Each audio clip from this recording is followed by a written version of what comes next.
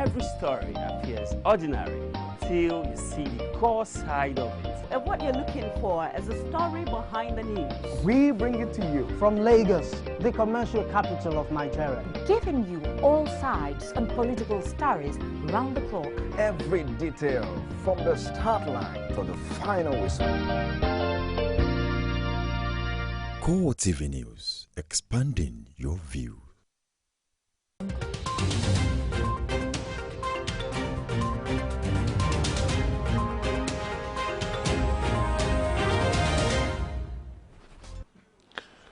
Good evening and welcome to CoreTV Primetime News. I am Christian Ogodo. Thanks for joining us tonight.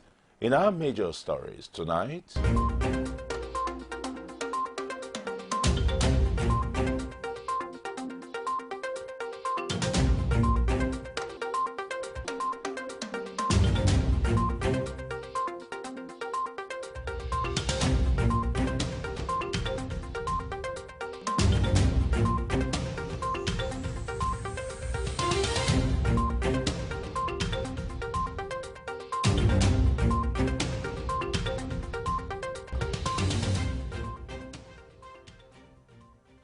thanks again for joining us on the news tonight. Now, the news in full.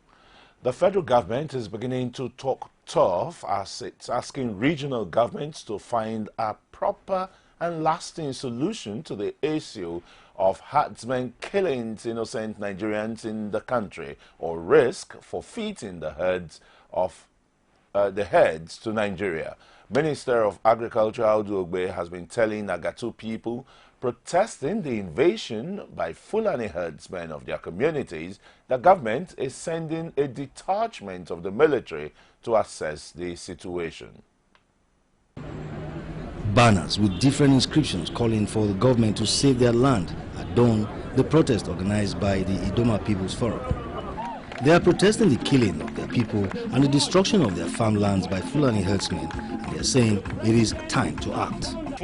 For the past 10 days, people crossed over from Nasarawa State, destroyed some villages, namely Aku, Ocholonya, Okokolo, and Udugbeho now, and have occupied these places. In the past, they will come like a flash, kill, maim, and go. In the next 3-4 hours, they were gone. I could come and bury your dead. It's assumed that the militia are being backed by the Nasarawa State government. I'm very sure about that. They are airlifting arms and ammunition, dropping it with Fulani herdsmen and coming to annihilate the people of Agatu.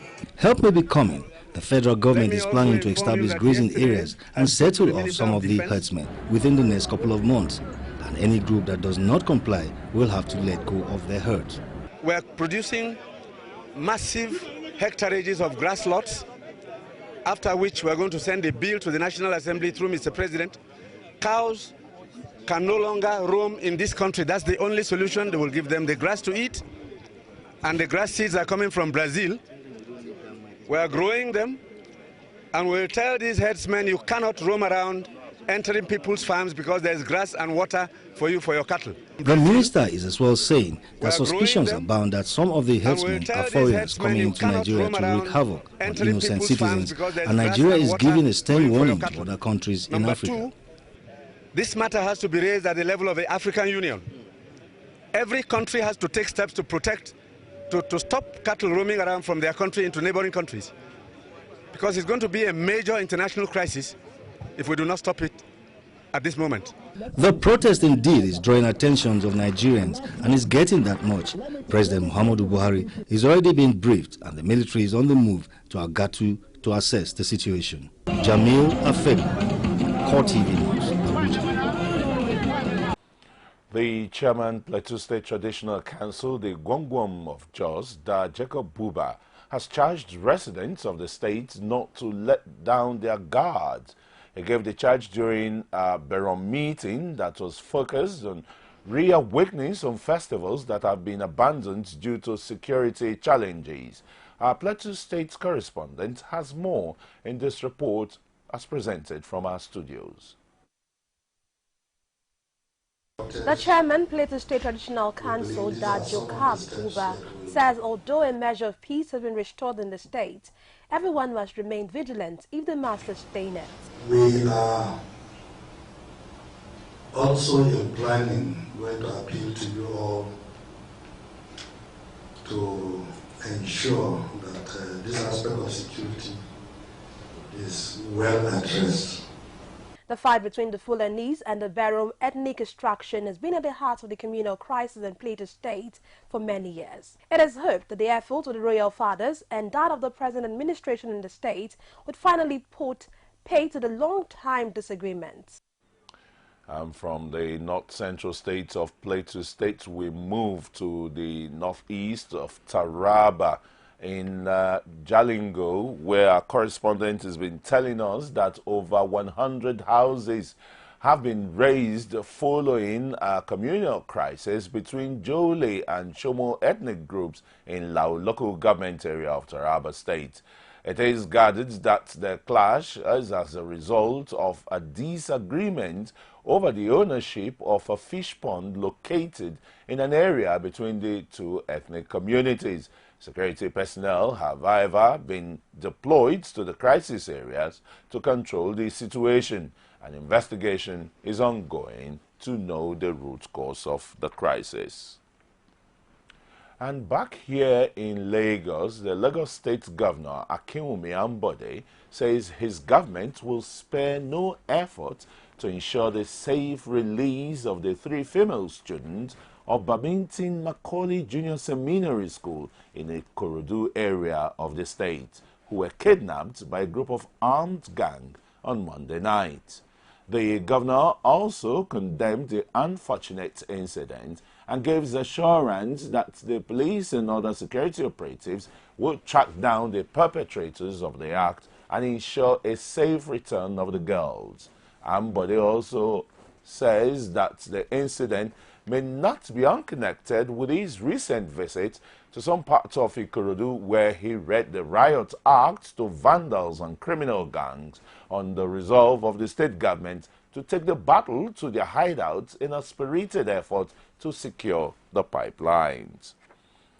And of course, the deputy governor of the state too has been speaking about the kidnap issue. Idiat Adebule had paid the visit to the Babington Macaulay Junior Secondary School in Ikorodu, where 3 female students were kidnapped on Monday night, with assurance that the government is fully on top of the situation. Adebule says she understands the pains the parents of the victims are going through as a result of the unfortunate development, but that the authorities will leave no stone unturned until the 3 girls are rescued. The deputy governor also appealed passionately to the kidnappers to release the girls immediately, as the victims are innocent of whatever reasons that may have prompted their action. And she's been in the news in the last couple of days, and the Nigeria Police Force says it has taken into custody Yunusa Dahiru, the abductor of Ese Oruru, the girl-child victim from the Kano State Sharia Commission. Bukola Feni, our correspondent from Abuja, has more in this report as presented from our studios. Ese Ororo is presently in the custody of the Gender and Child Protection Unit of the Nigerian Police Force and will be reunited with his parents upon certification from the police professionals. The Force PRO, BC Komolafe, briefing journalists, says that all the players in the abduction will be brought to justice. Following the prompt intervention of the Inspector General of Police, I am delighted to confirm that the police have today secured the release of Ese Oruru, the girl-child victim from the Kano State Sharia Commission. She is currently in safe custody of officers of the gender unit of the force. I can also confirm that the force has also taken into custody Yunusa Dahiru, alias Yellow, her abductor. Mother of the adopted girl commended journalists for speeding up the release of her daughter. just work hard so that I can get my daughter back. Now I don't get my daughter. Now to go as I thank everybody, both policemen, everybody when we work, so I don't carry my ticket. I will go with her. God bless everybody. 13-year-old Ese Oruru was adopted on the 20th of August 2015 in Yenegua and was transferred to Kano by her adopters.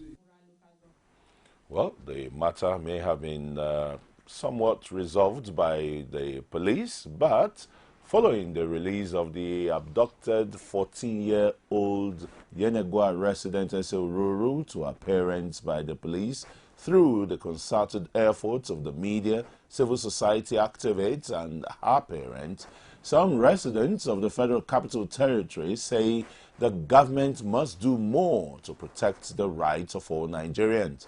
Our correspondent, Kazim Kasali, went to town and filed in this report. Abducted from her mother's shop in August 2015 by Yunus Ayelo, an indigene of Kano State, and taken in marriage by the same man, Nigerians were galvanized when Punch, a national daily newspaper, launched the Free Essay campaign a few days back. With this came a lot of support, culminating in her eventual freedom.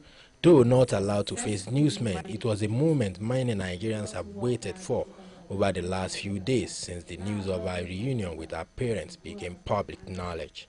Since the saga captured national attention, 3 other girls have been abducted by unknown gunmen in Ikorodu in Lagos State, while the Chibok girls still remain elusive. For this labor leader, all those who are indicted in one way or the other must be made to face the full wrath of the law. The federal government should set up a high-power committee to investigate the whole saga, and it should be a public hearing committee that people can go and give a witness, and they should assure those who may be witnessing there that of their security. For these other residents, parents as well as government must do more to protect the right of all the whole Nigerians, especially children. With all this, I think we always think that the parents have to take good care of their children. And to follow that way is that they have to be like, if you take care of your sheep, it cannot run away. You know, the fault is from the person that kidnapped the girl. All the way from Kano to Bayelsa took the girl down to Kano.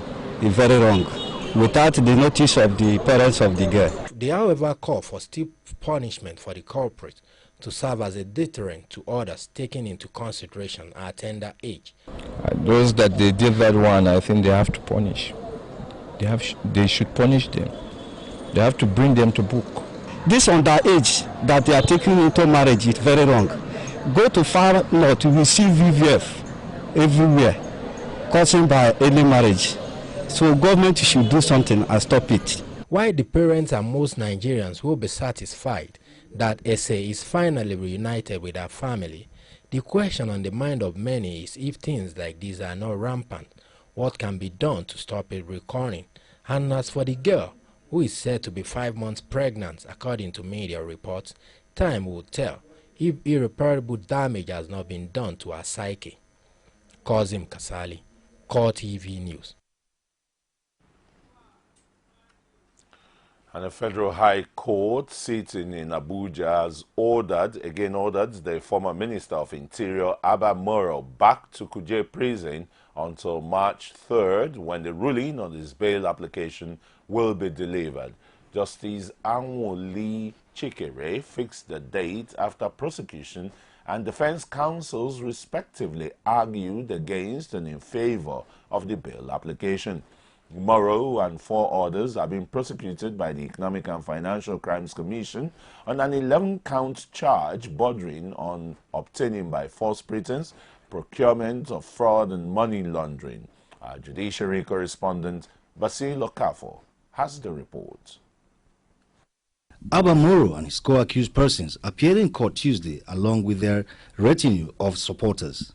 At the hearing of the matter, Moro's lawyer, Akinolu Kehinde, asked the court to admit his client on bail, insisting that the charges against Moro are bailable offences. He cited relevant sections of the Administration of Criminal Justice Act 2015 to support his argument. Counsel to other defendants also canvassed the same line of argument, urging the court to grant their clients bail. Counsel to EFCC Ali Yusuf, however, opposed the bail application on the grounds that the accused persons will evade justice if granted bail. Today, the 3 applications for bail were heard by the Honorable Judge, and speaking for the second defendant, her application was duly argued, and we had the opportunity of showing to the court the letter that transferred her from the ministry even before the implementation of this e-recruitment project. In a ruling, Justice Chikere adjourned till March 3rd to rule on the bail application. The judge further orders Moro to be remanded in prison pending the ruling, while Anastasia Daniel Umobia, a former permanent secretary in the Ministry of Interior, is to continue on her administrative bail. I was still staying with the judiciary as Justice Mohammed Idris of Federal High Court in Lagos has granted an application by Ricky Tafa to tender a better and further affidavit in support of a 2.5 billion naira suit he filed against the Economic and Financial Crimes Commission, EFCC. The judge says the EFCC will suffer no injury if Tafa's further and better affidavit is allowed, stressing that it will better serve the interest of justice to allow the document. Justice Idris further stated that the EFCC was at liberty to file a reply to Tafa's better and further affidavit if it so wishes. And in part 2, after the break, Senator David Mark, remember him, the former president of the Nigerian Senate, is sworn in for the 6th time. Join us again. Mommy more, where would I be without you? Now you be my best friend, now you be my sister, now you be my mentor, and you are still my mama. Mama not going to mama no lazy. You help me reach my peak in my mind. Now you wash my infant head, oh, everything for you I go do. Mama,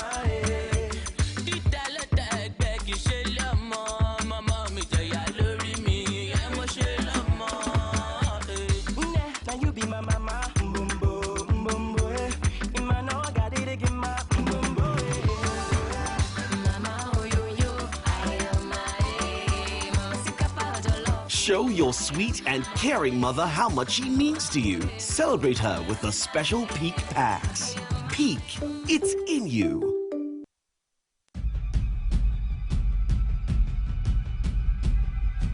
Are you aware that the death percentage attributed to Lassa fever cases is currently put at 43.2%, a figure considered very high?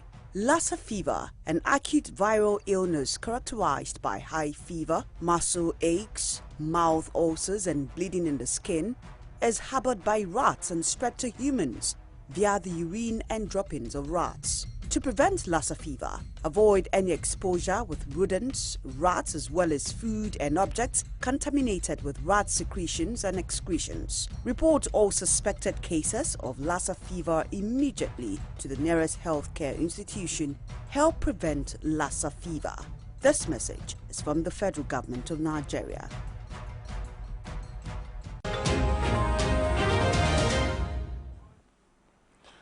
You're welcome back. If you're just joining us, you're watching CoreTV Primetime News. A reminder of our top stories again.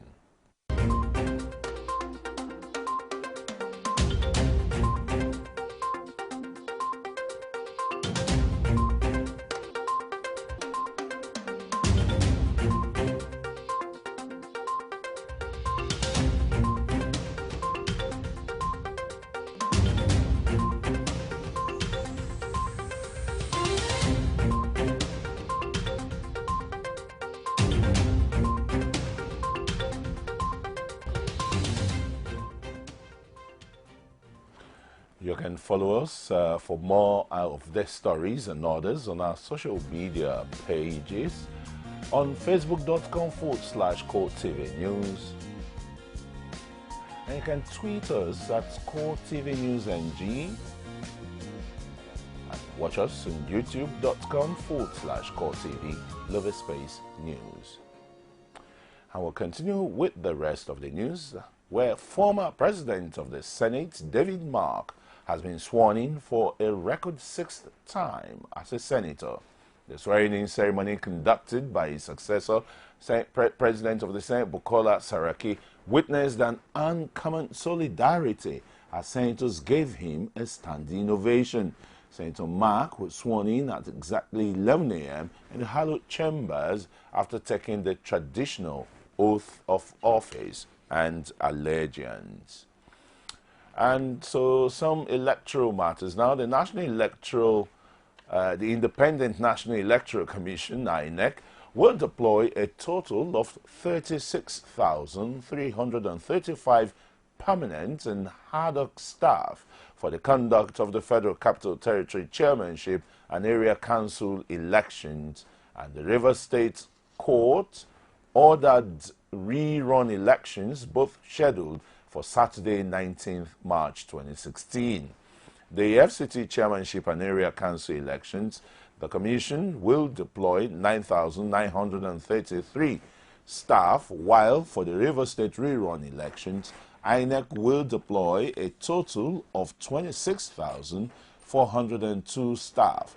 The FCT Area Council with a total of 1,020,799 registered voters in 6 area councils will be manned by 6,624 assistant presiding officers, 9,375 presiding officers, 62 supervising presiding officers, and 62 collation officers, and 6 returning officers, with 428 reserves. The River State Court ordered rerun elections, which is 3 senatorial constituencies, 12 federal constituencies, and 22 state House of Assembly elections, with a total of 2,538,535 registered voters, will be manned by 17,673 assistant presiding officers, 24,573 presiding officers, and 444 supervising presiding officers. Others are 341 collation officers, 37 returning officers, and 1,007 reserves. The River State rerun elections will hold in 22 out of the 23 local government areas and in a total of 4,442 polling units across the state. And the All Progressive Congress in Rivers State is accusing the state government of collaborating with the judiciary to stop its candidates from contesting in the March 19 rerun elections. Briefing newsmen at the party's secretariat in Port Harcourt, the state chairman, Davies Ibiamu Ekanya, noted that 3 of its candidates have pending lawsuits against their participation in the election, stressing that his party would resist every act of intimidation. Nelson Ajay from our Port Harcourt River State Bureau now reports. The bickering between the All Progressive Congress APC and the People's Democratic Party PDP in Rivers State has continued as March 19, date of the rerun elections, approaches. The latest is accusation by the APC that the PDP seeks to stop its candidates from participating in the coming polls. Our candidates for the House of Assembly elections, Honorable Chidi Lloyd of Emoha constituency and Liu Anyang of Omuma constituency, have been sued before the Port Harcourt High Court, in which Chinwe Aguma and Co., the law firm at Ogunabali belonging to the Honorable Attorney General of the state, which filed the action, claimed that these 2 APC candidates be disqualified from the election. The Rivers APC chairman also noted the killing of its members at Ogba Mgbema Andoni, Abu Odua Ahodo West Andoni, Kana and Ikore local government areas, and the violence at Yege as part of plans to harass and intimidate members of his party. The recent incident in Bori was planned and executed by the governor of Rivers State, Governor Nyoson Wike, in order to stop Senator Magnus Ngeyabe from winning the forthcoming run elections, seeing that the entire Ogoni people have accepted the candidature of the distinguished senator. I have the authority to tell you that that is the genesis of the plot to reign mayhem in Ogoni land. Meanwhile, the PDP in the state had a procession on Tuesday in mourning of the lost souls at Yege and Bori communities in Ogoni land, a move heavily criticized by the APC. Arjun Nelson, CoreTV News, Port Harcourt. The House of Representatives is kicking seriously against the idea of some Nigerians holding multiple appointments in the country to the detriment of our fragile economy. A National Assembly correspondent, Emmanuel Ihejene, witnessed the proceedings in the House and files in this report. To know what the motion was presented by Abdullah Umar Farouk from Kebbi State, who in his submission frowned at the corrupt attitude of the system that allows few senior public and civil servants in the country to hold more than one public office and at the same time are receiving emoluments and benefits from such offices. Some people, they take advantage of their closeness to the government and they find themselves in more than one body. For instance, in the last regime, other members agreed also that acts like that have been contributing to the economic downturn the country is currently experiencing. It is a situation where people enjoy multiple emoluments. And I think it needs to be frowned upon. What they are doing is a violation of the Constitution of the Federal Republic of Nigeria. And in recent times, government has put up a toga of anti-corruption. It's not only the Committee on Management Services that look at it. If we could see the responsibility of the Committee of Governmental Affairs. After much deliberation on the matter, the motion has been referred to the Committee on Public Service Matters and that of Governmental Affairs. And members of civil society groups striking doctors and pensioners under the umbrella of the Civil Society Coalition for the Emancipation of Osun State has marched through major streets of Osogbo, the Osun State capital, to protest the continued shutdown of activities in the state health sector.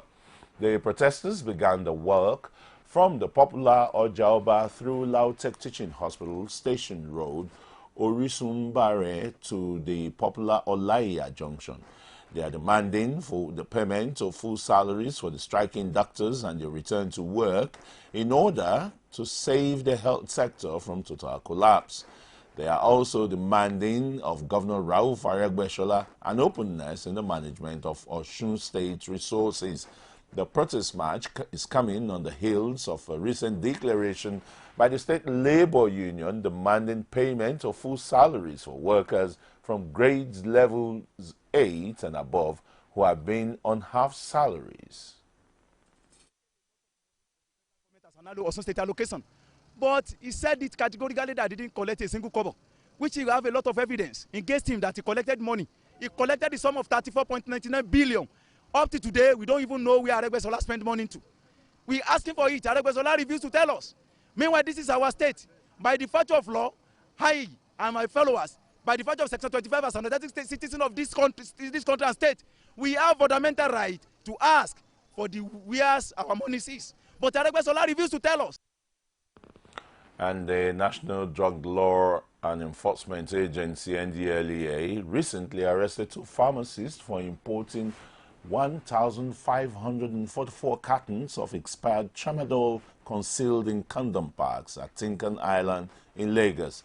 The agency says it has also made a seizure of another 1,544 cartons of expired drugs of the same product weighing over 15 tons valued at 14 million naira in Kaduna State. Chairman of NDLEA, Mohammed Abdallah, has been disclosing this at the launch and dissemination of the 2015 annual report of International Narcotics Control Board in Abuja by the UNODC, that is the United Nations Office on Drugs and Crime. Bukola Afeni again has this report, but it's presented from our studios. The NDLA chairman says there has been an upward trend in the use of tramadol over the past years. The drugs were imported from India without the permission of the regulatory agencies. Recently, 2 significant seizures of tramadol and arrest of suspects involved have been made by the agency. One was the arrest of 2 pharmacists and seizure of 3,078.56 kilograms of tramadol. NAFDAC's acting DG, Yutunde says drug abuse, particularly the abuse of prescription medicines, continues to be a threat to the public. She says drug control is a shared and collective responsibility of all. The important role that INCB plays in safeguarding the United Nations International Drug Control Conventions and treaty obligations is greatly appreciated. NAFDAC is working hard to ensure that there is a reduction in demand and supply of illicit drugs in Nigeria. And while the NDLA is making some seizures, their members of the Poultry Association of Nigeria Plateau State Chapter are lamenting the continuous loss of their animals to diseases such as the bird flu without sufficient compensation from government. The farmers are calling on the government to help them remain in business. And our correspondent from the Plateau State capital in Jos has this report taken from our studios. Chairman, Poultry Association of Nigeria, Plateau Chapter, is saying that poultry owners in the state could be out of business before the year runs out.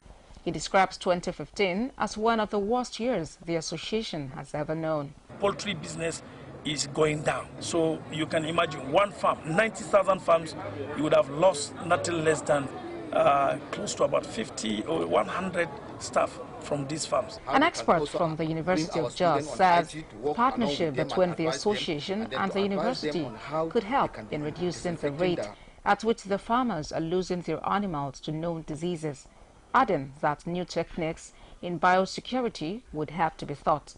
We want to key into the Pan Association as a department of the University of Jos to see how we can be able to encourage them, produce manual for them, the issue of biosecurity, also how we can also advise them. Bird flu and egg glut are among the common diseases affecting Plateau poultry farmers. Yearly, the cry of the farmers has always been that government does not assist them enough to recover their losses. Getting education in Nigeria is becoming very, very expensive, from primary to secondary through to university. Students all over the country are having to pay with so much effort.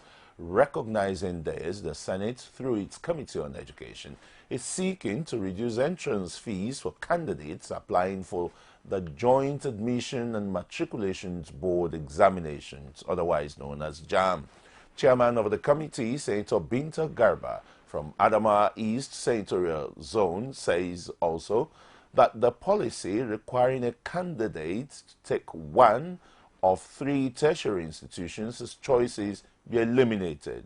Jamila Fegwa concludes the stories. Some universities have had to change course choices for some candidates because they do not have the carrying capacity to hold more than a required number. So as a matter of correction, candidates are to take either a university or polytechnic or college of education to meet the tertiary education quota. Admission quotas are determined yearly as a result of limited carrying capacity, which simply means that the number of students a university is allowed to admit in each of its programs that runs. This limited carrying capacity is a function of funding. Senator Garba's committees as well say that JAMB entry results should not be on hold for more than 1 year and the examination fee should not exceed 2,000 naira. There is, however, a variance by members. So the JAMB itself is not ruling out the possibility of extending the validity period. It's just saying it has set up a committee to look into the possibility. We should actually extend the validity of this JAMB exam for 3 years. Because it's necessary to do that if my work is for life. Why can't JAMB be extended for 3 years? JAMB and other education authorities are being told to stop all forms of collections and restrict payments of candidates to about 2,500 naira. Removing the entire money that the whole thing will be free, then this committee, this JAMB, as the exam conducting authority, will come to nothing. This money, which is not being effectively utilized by these organizations, should be reduced by huge percentage, and even if it is reduced by that, like this 2,500 for JAMB, it should be tied to ability to pay. 3 of all the recommendations except 2, which have been amended, have been adopted. Jamila Febwa, CoreTV News, Abuja. And the call by the Consumer Advocacy Foundation of Nigeria, CAFON, a non-profit making organization for bank customers, to shun banking services in order to protest the implementation of the stamp duty charge and other charges by commercial banks has come and gone. But on our flagship program, Core Digest, campaigners of the No Banking Day says the protest to shun banks resulted into a huge success, and our correspondent has the rest of the story. Excessive charges on customers brought the agitation on the No Banking Day protest. Assessing the call to shun banks, whether it was a failure or a success, Shola Salako has this to say. We set out to achieve certain objectives, and looking back at what happened yesterday, our objectives were met even beyond our expectations, especially when you take into consideration the challenges of inadequate resources. The big question is what lies the way forward for these campaigners. The next line of action is that we are calling a town hall meeting to involve every stakeholder, regulator, service provider, practitioners, everybody. We are calling a town hall meeting so that we put this on the table and begin the dialogue. If the banks don't make changes in the next 30 days, I am not going to do another passing. Why? Because that's a waste of time. There's going to be a lockdown. Yeah, there's a waste of time. So at this point, the options I'm going to be considering are active actions. I'm not going to say we're going to go get rowdy. Callers also share their views. The truth is that sometimes there are charges. You just wake up in the morning and you see deduction from that. And the one that is even painful now is this, especially, let me use EcoBank. I'm so concerned about this issue on ground. Okay. There are so many cases of this nature, and they are supposed to be the people, but they are not helping matters. This No Banking Day is a huge success, my brother. It's a huge success.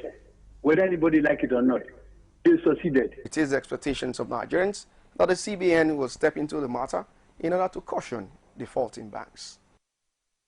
President Muhammadu Buhari says his administration will not be demoralized for its quest to changing the fortunes of the country for the better.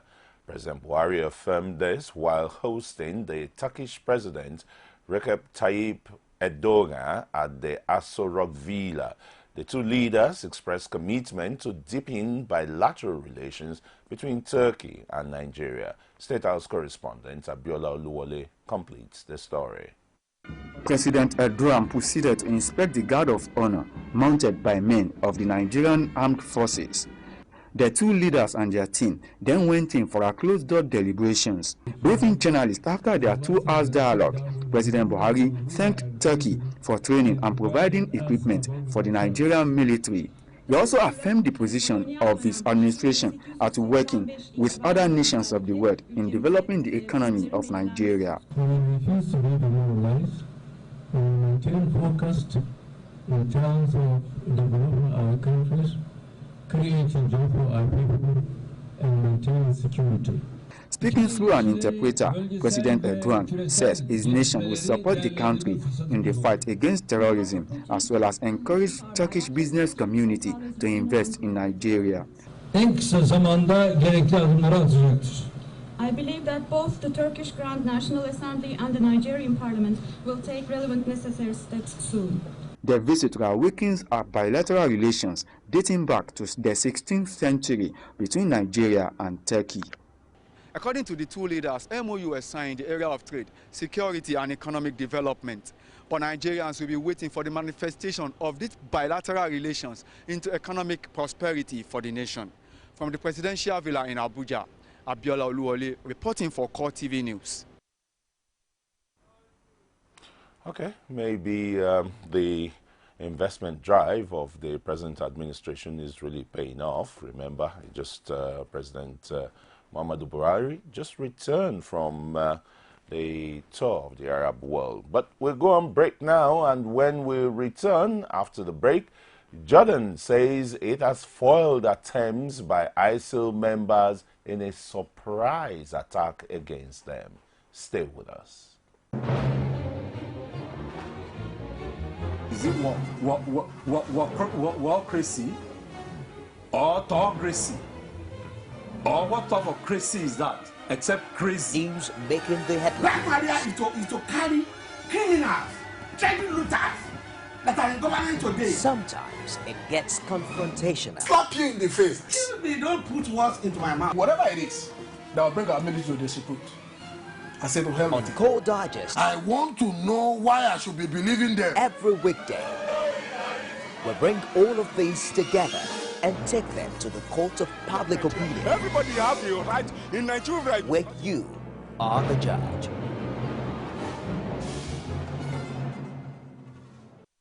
You can now watch CoreTV News live from anywhere in the world on our website, www.coretvnews.com. Click on Live TV on our website and watch us live. And welcome to CoreTV Primetime Days. To follow us on Twitter, click on Twitter icon on our website. On Facebook, click on the Facebook and YouTube to see all our previous news production. You can also watch us live on YouTube. Click CoreTV, leave a space, then news. CoreTV News, our 24-hour news station. You're welcome back, and you're still watching Primetime News on CoreTV. We now bring you some foreign stories where Jordan says it has foiled attempts to carry out attacks on behalf of the Islamic State of Iraq and the Levant ISIL group during a series of raids in the northern city of Erbil. Security forces say 7 suspected ISIL fighters were killed in the raids, which took place late at a Palestinian refugee camp in the heart of the city. Jordanian officers tracked the suspected fighters to a residential building in Erbil, and troops opened fire with automatic weapons after the men refused to surrender following the impending attacks. And the senior NATO commander in Europe, Philip Breedlove, says Russia and Syria are deliberately using migration as an aggressive strategy towards Europe. Breedlove further alleges that the world powers are weaponizing migration to destabilize and undermine the continent. He also suggests that criminals, extremists, and fighters were hiding in the flow of migrants. The UN Security Council has unanimously adopted a resolution that significantly expands existing sanctions against North Korea in response to the country's recent nuclear test and rocket launch. The resolution was voted for after being thoroughly negotiated by Washington and Beijing, the closest ally of the Pyongyang government. Furthermore, U.S. Ambassador Samantha Power says the new sanctions on North Korea go further than any UN sanctions regime in 2 decades and are aimed at getting up funds for its nuclear and other banned weapons programs. A 7.9 magnitude earthquake has struck the coast of western Indonesia. However, there's been no immediate reports of damage or casualty yet. The earthquake struck at 07:49 p.m. local time, with its epicenter 808 kilometers southwest of the city of Padang and 10 kilometers deep. Authorities further added that the earthquake was felt strongly in Padang for a few seconds, with people running out of their homes to higher grounds. And some sporting stories now. Power style, and that's what he delivered. An early goal from Moses Opitoke and a controversial one in the second half from Sunday Daniel condemned Rivers United to their second defeat in the Nigerian Professional Football League (MPFL) as Giwa FC prevailed 2-1 in an exciting game at the Ruampang Stadium.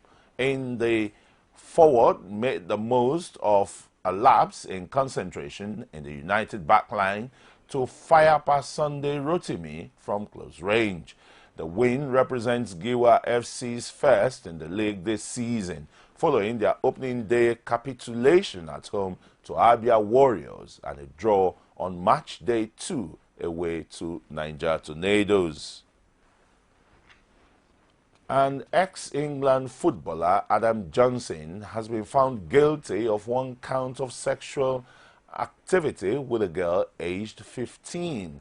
The jury at Bradford Crown Court found Johnson guilty of groping and not guilty on charges relating to another sexual act. The former Sunderland player had previously admitted grooming the girl and to one charge of sexual activity. Judge Jonathan Rose further warned Johnson he faces a potential prison sentence of 5 years.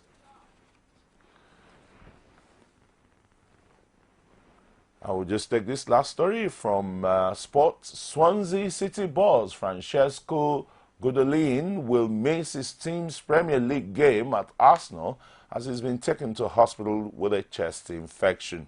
Although the Italian has been referred to a respiratory specialist in London, the Welsh club says he's in a comfortable position and his full recovery is expected within a few days. We cannot but help to join voices and say our hearts are with him and he should recover quickly, because some 10 matches to still go in the English Premier League.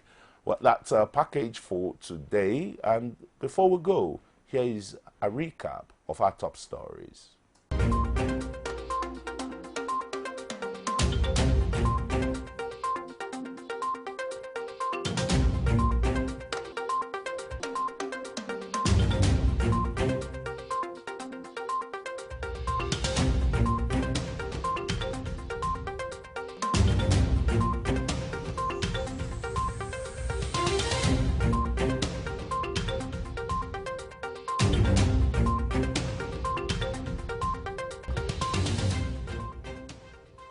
That's Primetime News on CoreTV News Lagos. Thanks for watching. My name is Christian Nogodo. Remember to be with us at midnight for Midnight Update. Good night.